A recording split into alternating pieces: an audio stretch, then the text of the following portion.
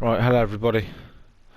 Yeah, so I'm just going to conclude with what at what I was last on about in my last video about the local by-elections in May 2023 in South Swindon. I mean, a lot of people could do this in other places as well if they have an insight, particularly to their hometown or would like to do something like this. Got an idea about politics, but yeah. So I mean, you can do these things if you have the time and you want to put the effort in. So yeah, my idea is to sort of yeah. So with all being said and done, coming at the stage, out of general activism and into a field of politics by that particular time. These making these videos, that is activism. It's what it is. So it's learning through activism. So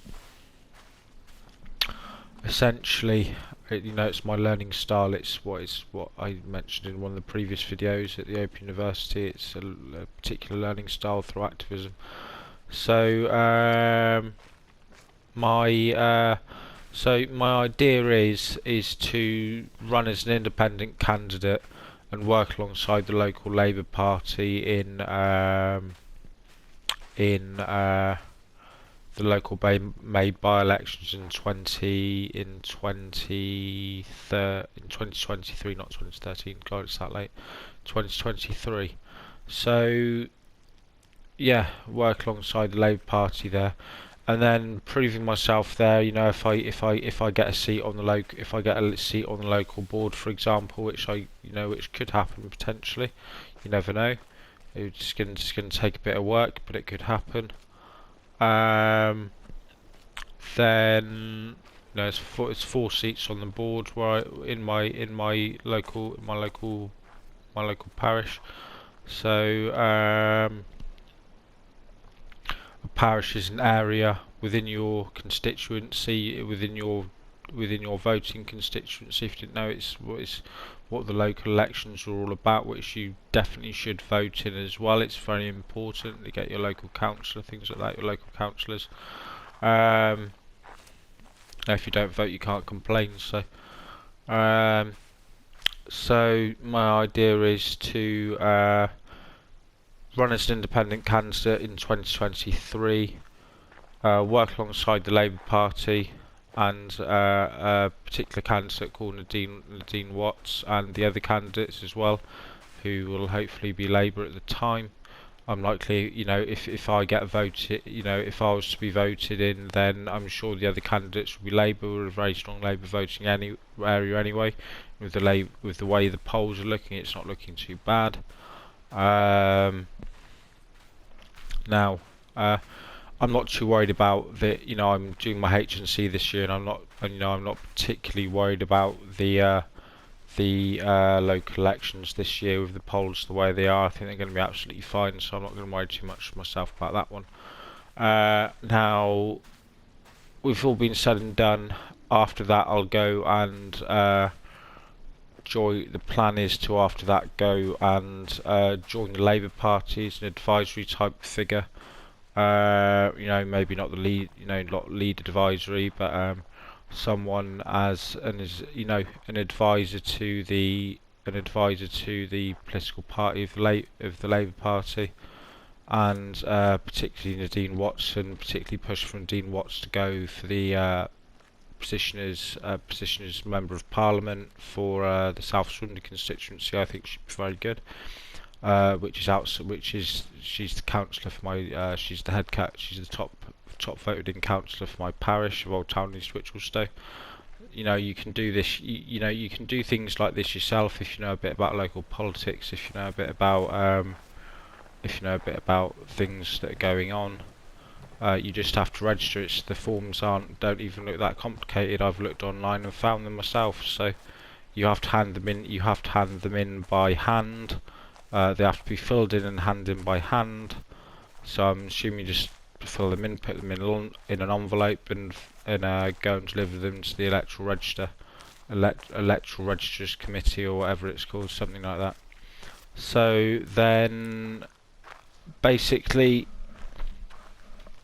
my idea is, if Nadine Watts wins the candidateship and the seat as MP for the Labour Party, then I will stay there and work as an advisory type figure to the Member of Parliament, which is what I'd like to do, the Member of Parliament of South Swindon. If not, then I will go back. This is the bit I missed. If if she doesn't get the candidacy, well, she'll have the candidacy, but if she doesn't get the vote, then basically I will go back as an I'll go back and work. I'll go back for the independent for the I can't remember what it's even called now.